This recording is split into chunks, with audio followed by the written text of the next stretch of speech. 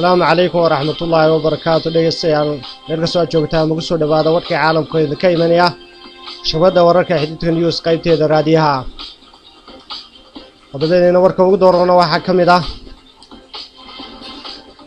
mudaharado looga soo horjeedo hogaamiyaal badan oo Carab ah oo muddo badan kursiga ku dhaganaa oo hadeeyay wadamada Bahrain, Libiya, Yemen iyo waliba Algeria. dadkii reedka ahaa ee dhawaan sida nabadgelyada ugu banaanbaxay magaalada Muqdisho oo qaar ka tirsan ciidamada dawladda rasaas oo dadka qaadeen ee la dhigay isbitaalada magaalada Muqdisho maanta soo boqdeen xubno ka socda dawlad ku meel gaarka oo hogaaminaya wasiir ku-xigeenka wasaaradda caafimaadka.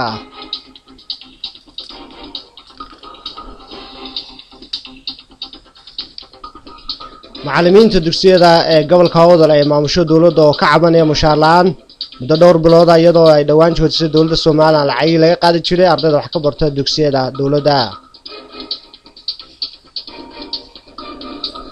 wasiirka arrimaha dibadda ee Soomaaliland oo dib ugu soo laabtay magaalada Hargeysa kadib shir uu ka qayb galay oo laga hadlay arrimaha Soomaaliya oo ka dhacay magaalada London. dawladda Djibouti xabsiga u taxaabtay hogaamiyaal mucaarada oo soo abaabulay mudaharado ka dhacay magaalada Djibouti oo ku dhintay ugu yaraan hal askari oo ka tirsan ciidanka dawladda. intaas waxay warkii qodobadii warka ugu door korona haddana ku soo dhawaada isagii oo fidsan.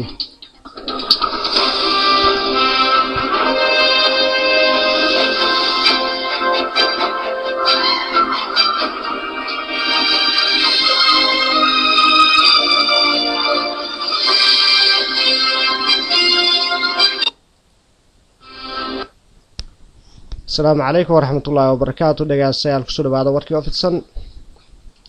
mudaharadayaal badan ayaa isku soo baxay wadooyinka waaweyn ee magaalada Manama ee dalka Bahrain iyadoo codsanaya wax laga bedelo sharciyada dhinaca xuquuqda aadamaha ee dalkaasi. waxaana maalmihii ugu dambeeyay ka socday mudaharado aad u ballaaran oo la rabay in wax laga bedelo sharciyada dalka u yaala.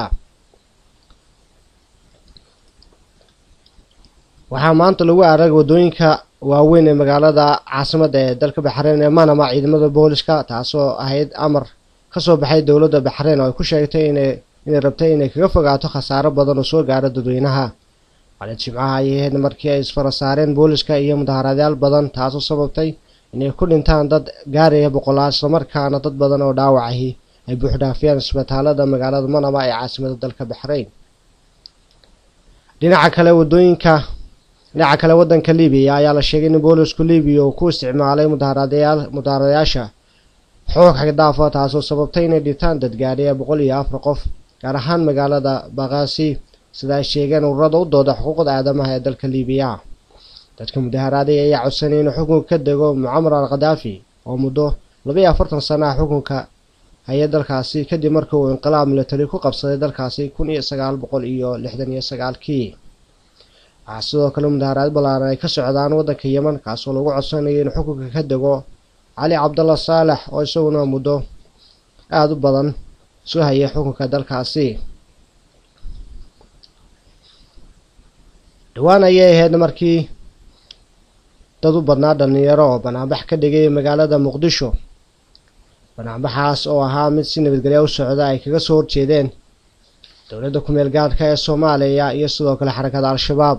mudaharadaas intuu socday ayaa waxaa la sheegay in qaar ka tirsan ciidamada dawladda ku meel gaarka ee Soomaaliya ay rasaas oo kaga qaadeen halkaas oo ay ka dhalatay khasaaro ballaaran oo sababay dhimasho iyo dhaawac.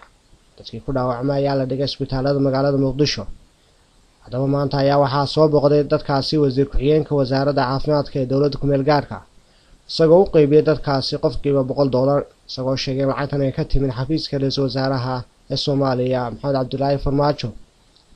wasiirku sidoo kale sheegay inay garab taagan yihiin dadkii wax ku noqday dhacdada foosho xumeyd.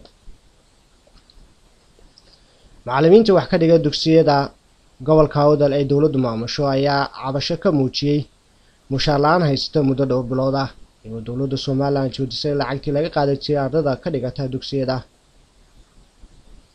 taasoo saameyn ku yeelatay noloshii macallimiintii wax ka dhigaysay dugsiyada ay dawladdu maamusho. macallimiinta ayaa sheegay inaynan ahayn mid cuntamaysa in mushaar la'aan inaynan muddo qaadan mushaar isla markaana ay dawladdu joojiso lacagtii ay ka qaadi jireen ardayda. marka qaarkood ayaa sheegay in macallimiinta qaarkood sameyn doonaan shaqo joojin haddii dawladdu si degdeg ah mushaarkooda u bixin weydo. waxbarashadii dugsiyada ayaa bishaynu ku jirnay Febraayo bilowgeedii dib uga bilaabmatay kadib markii ay ardaydu ka soo noqdeen fasaxii yaraa ee bilaa ahaa.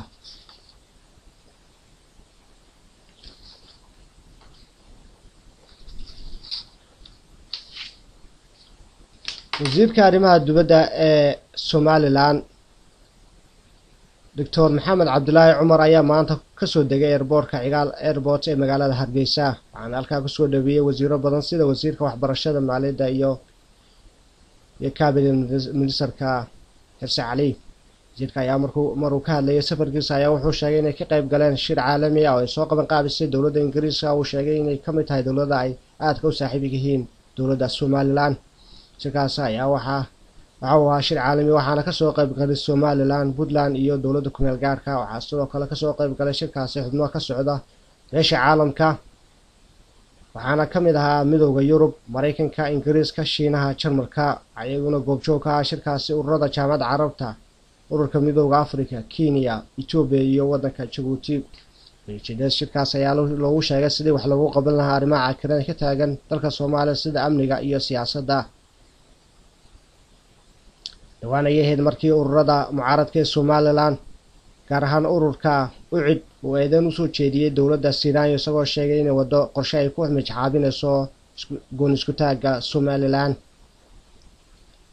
xukuumadda dalka Djibouti ayaa xabsiga dhigtay 2 gudoomiye oo mucaarad ah, kuwaasoo la sheegay inay abaabuleen mudaharaado rabshad wata oo maalintii Jimcaha ka dhacay magaalada Djibouti ee dalka Djibouti, sida uu sheegay wasiirka arrimaha gudaha ee Djibouti. hogaamiyaasha xisbiyada mucaaradka ee la xiray ayaa waxaa ka mid ah Aadan Rooble Cawaale iyo Ismaaciil Geedi Xareed, waxaana la xiray kadib markii la sheegay in isku dayay inay xoog ku galaan dekedda magaalada Djibouti, markaasoo lagu hayay mid ka mid ah saraakiisha mucaaradka ah. wasiirka arrimaha gudaha iyo horumarinta gobolada dalka Djibouti Yaasin Cilmi Buux oo saxaafadda la hadlay maanta ayaa sheegay in mudaharaadyadii ka dhacay Djibouti ku dhintay 1 askari oo ka tirsan booliska ayna ku dhaawacmeen 8 kale oo askari, kuwaasoo mid ka mid ah uu miyir beelay isla markaana uu u jiifo dhaawac halis ah. wasiir Buux ayaa wuxuu sheegay in hogaamiyaasha mucaaradku loo haysto inay dalka geliyeen qallaasiyo rabshado lana horgeyn doono maxkamadda, isagoo xusay inay mudan doonaan xukun adag. dibadbaxayaasha ayaa gubay dhowr xarumood oo ka mid yihiin xarunta xisbiga talada dalka haya ee Djibouti ee loo yaqaano RBB, xarunta ururka haweenka ee Djibouti iyo dhowr xarumood oo kale, kuwaasoo qaarkood ay soo gaareen khasaaro ballaaran. intaasi waxaa naga dhan warkii idinka imanayay shabakadda wararka qaybteeda raadiyaha. warkaa war la mida intaan kulmi doono waa aniga oo ah Khadar Warsamo oo idiin soo jeedinayay. waxaan igaga tegayaa saas iyo nabadgelyo dhammaan shabakadda wararka. waxayna leedahay saas iyo xiisad ismaqal dambe oo xiiso leh.